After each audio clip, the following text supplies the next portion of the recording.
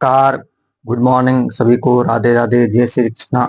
सभी साथी क्लास के साथ जुड़ जाइए। 1000 प्रश्नों की सार संग्रह में आज पार्ट नंबर 16 है क्लास का। अभी तक आपने वो 15 पार्ट नहीं देखे तो सभी साथी प्ले लिस्ट बना रखी, वो एक बार क्लास को जरूर देख लीजिए। चलिए, आज भी पशुपालन संबंधित क्लास नंबर 16 है। सभी साथी क्लास लास्ट तक जुड़े रहना और सभी साथी अपने अपने साथ में पेपर और पेन लेके बैठना। आपके कितने राइट हो रहे बताते रहना, ठीक है। चलिए, अगला क्वेश्चन, पहला क्वेश्चन आ रहा है तो आपके सामने ये लीजिए कि 1 नंबर प्रश्न कहता है कि डॉक्टर कुरियन किस क्षेत्र से संबंधित है। प्रश्न नंबर 1 है कि डॉक्टर कुरियन है वो किस क्षेत्र से संबंधित है। पशुपालन से, कृषि उत्पादन से, या दूध उत्पादन से, या मत्स्य उत्पादन से है। बताओ, जो डॉक्टर वी कोरियन है वो किससे संबंधित है। तो ये आपके दूध उत्पादन से संबंधित है। इससे दूध उत्पादन से संबंधित है, यानी आपका सी राइट होने वाला है। चलिए, क्वेश्चन नंबर आपके सामने आ रहा है 62 कि फ्लेवर्ड मिल्क होता है, जो फ्लेवर्ड मिल्क होता है किसका, पास्चुराइड मिल्क से, या पास्चुराइड मिल्क में चीनी का स्वास है, या पास्चुराइड मिल्क में स्वास है, या उपयुक्त में से कोई नहीं। तो बताओ, फ्लेवर्ड मिल्क होता है वो किससे बना होता है। तो फ्लेवर्ड मिल्क बना होता है वो आपके पास्चुराइड मिल्क एवं चीनी एवं स्वास से बना होता है, यानी आपका बी राइट होने वाला है। आज क्वेश्चन नंबर 2 का बी राइट होने वाला। चलिए, अगला क्वेश्चन आपके सामने ये रहा, ये 63 नंबर क्वेश्चन। यहाँ टाइपिंग मिस्टेक हो गई सबकी, तो कोई बात नहीं। हाँ, प्रश्न नंबर आपके सामने आज का 3 नंबर है, मतलब 3 नंबर क्वेश्चन है। जैसे 5 62 से आपके 67 हो गए, 5 कम हो गए, कोई बात नहीं। ये पशुओं में पीका का कारण होता है। तो पशुओं में पीका का कारण क्या है। विटामिन बी की कमी से होता है, या जिंक की कमी से होता है, या आपके विटामिन के की कमी से होता है, या फास्फोरस की कमी से होता है। सभी साथी एक बार क्लास के साथ जुड़े रहना, सभी साथी एक क्लास को शेयर जरूर करके आना, ठीक है। तो जो आपके पशुओं में पीका का कारण होता है वो फास्फोरस की कमी से कारण होता है। किसके, फास्फोरस की कमी के कारण पीका का होना कारण है, ठीक है। यानी आपका डी राइट होने वाला है 67 में जी। चलिए, आज का क्वेश्चन नंबर आ रहा है 68 नंबर, यानी आज का 4 नंबर क्वेश्चन है कि मछली पालन को कहते हैं। मछली पालन को कहते हैं, क्या कहते हैं। एपी कल्चर कहते हैं, वर्मी कल्चर कहते हैं, सेरी कल्चर कहते हैं, या पीसी कल्चर कहते हैं। बताओ, एपी कल्चर कहा जाता है आपके मधुमक्खी पालन। क्या कहा जाता है, मधुमक्खी पालन को एपी कल्चर कहा जाता है। और मछली पालन को आपको पीसी कल्चर कहा जाता है। क्या कहा जाता है, पीसी कल्चर कहा जाता है, यानी आपका डी राइट होने वाला है। चलिए, अगला क्वेश्चन आपके सामने ये रहा 69 नंबर, यानी पशुओं में बीमा सम्मिलित किया जाता है। जो पशुओं में बीमा किया जाता है उसमें कौन सी लागत सम्मिलित की जाती है। परिवर्ती है, या विशिष्ट है, या नियत है, या सीमांत है। तो कौन सी लागत पशु बीमा में सम्मिलित की जाती है, कौन सी, ये आपके नियत लागत है ना, वो सम्मिलित की जाती है। कौन सी, आपके नियत लागत सम्मिलित की जाती है, यानी आपका सी राइट होने वाला। क्या होने वाला, सी राइट होने वाला। चलिए, क्वेश्चन नंबर आपके सामने ये रहा आज का प्रश्न नंबर 70, यानी मधुमक्खी पालन को कहते हैं। क्या है, पहले क्वेश्चन बता दिया मैंने कि मधुमक्खी पालन को कहते हैं, क्या कहते हैं। सेरीकल्चर कहते हैं, वर्मी कल्चर, पीसी कल्चर, या आपके एपी कल्चर। बताओ, मधुमक्खी पालन क्या कहा जाता है। तो मधुमक्खी पालन कहा जाता है आपके एपी कल्चर कहा जाता है। क्या कहा जाता है, एपी कल्चर कहा जाता है, यानी आपका डी राइट होने वाला है। चलिए, क्वेश्चन नंबर आपके सामने ये रहा 71, यानी आज का 11 नंबर क्वेश्चन कि डेयरी विकास के लिए चलाए गए ऑपरेशन फ्लड कार्यक्रम का तीसरा चरण कब पूरा हो। जो डेयरी विकास के लिए ऑपरेशन फ्लड चलाया गया उसका जो तीसरा चरण किया उसका पूरा कब हुआ था। अप्रैल 1981, अप्रैल 1986, या अप्रैल 1996, या अप्रैल 2000। तो इसका कब पूरा हुआ था, यह हुआ आपके अप्रैल, कब हुआ था, अप्रैल 1996 में तीसरा चरण इसका पूरा, कौन सा, थर्ड चरण इसका पूरा हुआ था, यानी सी राइट होने वाला। क्या होना, सी राइट होने वाला है। चलिए, अगला क्वेश्चन ये रहा आपके सामने 72 नंबर कि भारत में श्वेत क्रांति के जनक कहा जाता है। बताओ, भारत में श्वेत क्रांति के जनक किसे कहा जाता है। डॉक्टर वी कुरियन को, डॉक्टर रजत डे को, या डॉक्टर एस एम स्वामीनाथन को, या आर के सिंह। तो एस एम स्वामीनाथन को कहा जाता है,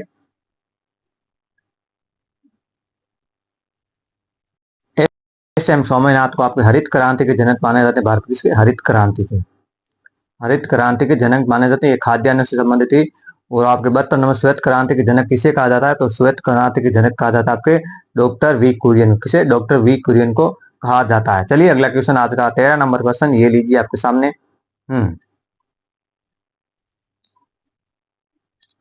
प्रश्न नंबर 13 कह रहा है, क्या कह रहा है, ये लो कि अंडे की खली में कौन सा एल्कोइड पाया जाता है जो पशुओं के लिए हानिकारक? अंडे की खली में कौन सा एल्कोइड पाया जाता है जो पशुओं के लिए हानिकारक है?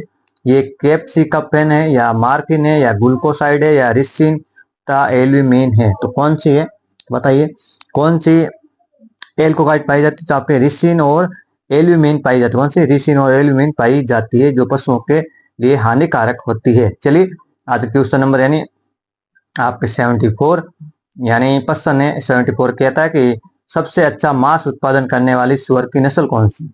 जो सबसे अच्छा मांस उत्पादन करने वाली सुअर की नस्ल कौन सी है? यॉर्कशायर है या ब्रकशायर है या टॉमवर्थ है या ड्यूरोक है? बताइए कौन सी है मांस उत्पादन करने वाली सुअर की सबसे अच्छी नस्ल कौन सी मानी जाती है? तो ये आपके टॉमवर्थ मानी जाती है। कौन सी? टॉमवर्थ नस्ल सबसे अच्छी मानी जाती है मांस उत्पादन के लिए सुअर की, यानी सी राइट होने वाला। चलो अगला क्वेश्चन आपके सामने ये रहा प्रश्न नंबर आज की स्क्रीन पर ये रहा 75 नंबर यानी मोटे चारों में टीडीएन की अधिकतम व रेशे की न्यूनतम मात्रा बताइए। मोटे चारों में जो टीडीएन की अधिकतम मात्रा कितनी हो सकती है और रेशे की न्यूनतम मात्रा कितनी हो सकती है बताइए। 48-20% या 20 से 48% या आपके 60-18% या 18-60%। तो आपके अधिकतम टीडीएन की मात्रा 60% हो सकती है और न्यूनतम रेशे की मात्रा आपका 18% हो सकती है, यानी आपका सी राइट होने वाला। क्या होने वाला? सी राइट होने वाला है। चलिए अगला क्वेश्चन आपके 76 नंबर आ जाएगा। 76 नंबर प्रश्न कहता है कि गाय के शरीर का सामान्य तापमान क्या होता है? गाय के शरीर का सामान्य तापमान क्या होता है? 98.4 फ़ारेनहाइट होता है या आपके 101.5 फ़ारेनहाइट होता है या 107 डिग्री फ़ारेनहाइट होता है या 108 फ़ारेनहाइट होता है? तो गाय के सामान्य तापमान शरीर कितना होता है?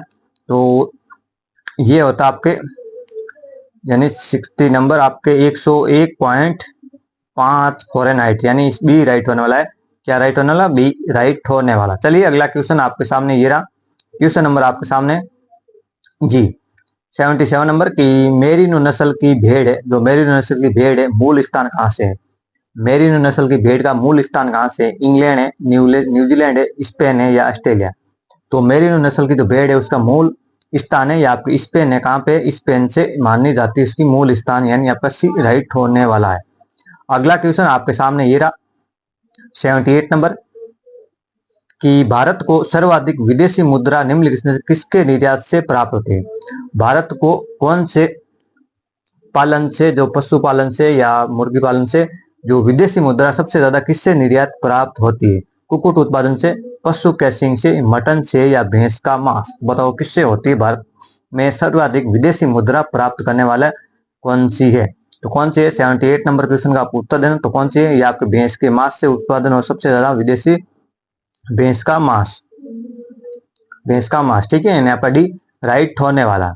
चलो अगला क्वेश्चन आपके सामने आज का 79 की भारी कार्य करने वाले एक बैल को कुल कितने दाने की आवश्यकता होती है? एक भारी कार्य करने वाला बैल है उसको कुल दाने की कितनी आवश्यकता होती है? 3.5 केजी, 1.5 केजी या 2 केजी या 3 किलोग्राम? तो कितनी होती है? लगभग आपके 3.5 केजी दाने की आवश्यकता होती है, यानी आपका ए राइट होने वाला है।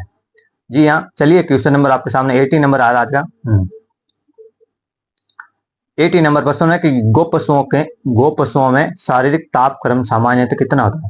जो गो पशुओं में शारीरिक तापक्रम सामान्य कितना? 36.6 फ़ारेनहाइट है या आपके 39.6 सेल्सियस डिग्री है या आपके 38.6 डिग्री सेल्सियस है या 37.6 सेल्सियस डिग्री है? तो बताइए 80 नंबर क्वेश्चन का आप उत्तर देना। तो कितना होगा? तो इसके आपको लगभग 38.6 सेल्सियस डिग्री होता है। कितने? 38.6 डिग्री सेल्सियस डिग्री तापमान होता है, यानी आपका सी राइट होने वाला। आज का क्वेश्चन नंबर आपके सामने ही रहा कौन सा? 81 की खुर पक्का व मुंह पक्का रोग के रोकथाम के लिए टीके का नाम क्या है? जो खुर पक्का और मुंह पक्का रोग होता है उसके रोकथाम के लिए टीका लगाया जाता है, उस टीके का नाम क्या है? TCR वैक्सीन है या PABT वैक्सीन है या पोलीवेलेट बैक्टीरियल सेल कल्चर है या गोट विशु वैक्सीन है? बताओ खुर पक्का और मुंह पक्का के लिए रोकथाम के लिए टीका लगाया उस टीके का नाम क्या है? ये ऑप्शन दे रखा आपके TCR वैक्सीन है या PABT वैक्सीन है या पोलीवेलेट बैक्टीरियल सेल कल्चर है या गोट विशु वैक्सीन है? तो कौन सी? तो आपके 81 में राइट आपका ये पॉलीवेलेट, कौन सी पॉलीवेलेट एक कीड़े सेल कल्चर मानी जाती है, यानी आपका सी राइट होने वाला है। आइए आज का क्लास क्वेश्चन नंबर 82 यानी 22 नंबर क्वेश्चन आज का कि कोक्सीडियोसिस बीमारी की रोकथाम के लिए क्या करना चाहिए। कोक्सीडियोसिस नामक बीमारी होती है, उसकी रोकथाम के लिए क्या करना है। ये ऑप्शन है बीमार चूहों को नष्ट करना चाहिए, क्या कहता है कि बीमार चूहों को नष्ट करना चाहिए, या राशन में सल्फाइड्रेक्स का नाइट्रोफ्यूजन मिलाना चाहिए, या 5 ग्राम दूध या 10 लीटर पानी में घोलकर मिलाना चाहिए, या आपके उपयुक्त से सभी। तो आपके कोक्सीडियोसिस बीमारी के रोकथाम के लिए क्या करना चाहिए, तो आपके 5 ग्राम दूध या 10 लीटर पानी में घोलकर मिलाना चाहिए, यानी आपका सी राइट होने वाला है। क्या होने वाला, सी राइट होने वाला। चलिए आज का क्वेश्चन नंबर 23 यानी 23 नंबर क्वेश्चन। 23 नंबर प्रश्न कहता है कि रेबीज की आशंका होने पर संगरोधन का समय होता है। जो हमारे जो रेबीज बीमारी होती है रेबीज, उसकी आशंका होने पर संगरोधन यानी उसके रोकथाम के लिए कितना समय अधिकतम हो सकता है। 8 माह का, 4 माह का, 10 माह का या 6 माह। तो कितना है संगरोधन आशंका होने पर इसकी आपकी 6 माह की वैलिडिटी है। कितनी, 6 माह की, यानी आपका डी राइट होने वाला। क्या होने वाला, डी राइट होने वाला है। चलिए अगला क्वेश्चन आपके सामने। हाँ,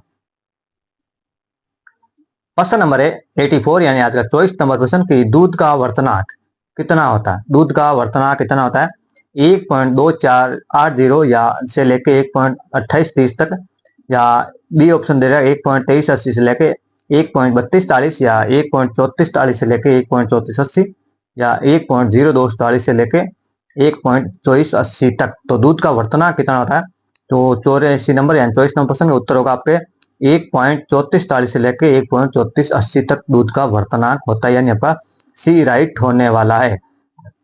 सभी साथी एक बार क्लास को शेयर कर दो, अच्छी लगे तो क्या करना है, शेयर करना है। 25 नंबर क्वेश्चन आ गया कि मक्खन में जल की अधिकतम मात्रा बताइए। मक्खन में जल की अधिकतम मात्रा कितनी होती है, ये निश्चित होती है, या 20% है, या 18% या 16%। बताइए, बहुत अच्छा क्वेश्चन है कि 25 नंबर क्वेश्चन है कि मक्खन में जल की अधिकतम मात्रा कितनी हो सकती है। कितनी हो सकती है, 25 नंबर, ये लगभग आपको 20% की मात्रा हो सकती है। कितनी, 20% की मात्रा हो सकती है। चलिए अगला क्वेश्चन आज का क्वेश्चन नंबर 86 नंबर क्वेश्चन कह रहा है कि मुर्गियों का फ्लाई माउथ रोग नस्ल की कितनी उप प्रजातियां हैं। मुर्गियों में एक फ्लाई माउथ रोग की नस्ल है, उसमें उसकी कितनी उप प्रजातियां, 8 है, 7 है, 6 या 10 है। बताओ कितनी है, तो कितनी है, लगभग इसकी 7 उप प्रजातियां, कितनी, 7 उप प्रजातियां हैं। कितनी, 7 उप प्रजातियां पाई जाती है। चलिए अगला क्वेश्चन आपके सामने 87 यानी 27 नंबर क्वेश्चन, कि मुर्गी के शरीर का सामान्य तापमान क्या होता है। मुर्गी के शरीर का सामान्य तापमान क्या हो सकता है, 98.4 फ़ारेनहाइट है, या 97.5 फ़ारेनहाइट है, या 107 फ़ारेनहाइट है, या 101 डिग्री फ़ारेनहाइट है। बताओ मुर्गी का शरीर के सामान्य ताप क्या हो सकता है। 27 नंबर क्वेश्चन का उत्तर देना, तो इसका आपके 99.4 फ़ारेनहाइट होता है। कितना, 98.4 फ़ारेनहाइट होता है, यानी ये राइट होने वाला है। चलिए सॉरी, सी राइट होने वाला 107 है, इसमें कितना, 107 गलती से हो गया, 107 होगा। ठीक है, चलिए अगला क्वेश्चन आपके सामने ये रहा 28 नंबर क्वेश्चन। 28 नंबर क्वेश्चन कहता है कि दाने में चोकर की उचित मात्रा कितनी हो सकती है। दाने में चोकर की उचित मात्रा कितनी हो सकती है, 40%, 15%, 20% या 35%। बताइए दाने में चोकर की उचित मात्रा कितनी हो सकती है, मात्रा कितनी है। 28 नंबर क्वेश्चन का उत्तर देना, तो कितनी है, आपको 20% होगी। कितनी, 20%। ठीक है, चलिए अगला क्वेश्चन आपके सामने ये रहा 29 नंबर क्वेश्चन आज का प्रश्न नंबर 29। हाईलैंड स्पॉटेड नस्ल के सांड के साथ देसी नस्ल की गायों के बीच संकरण किस परियोजना के तहत किया जा रहा है। बताओ हाईलैंड स्पॉटेड नस्ल के सांड के तथा देसी नस्ल की गायों के बीच संकरण किस परियोजना के तहत किया जा रहा है।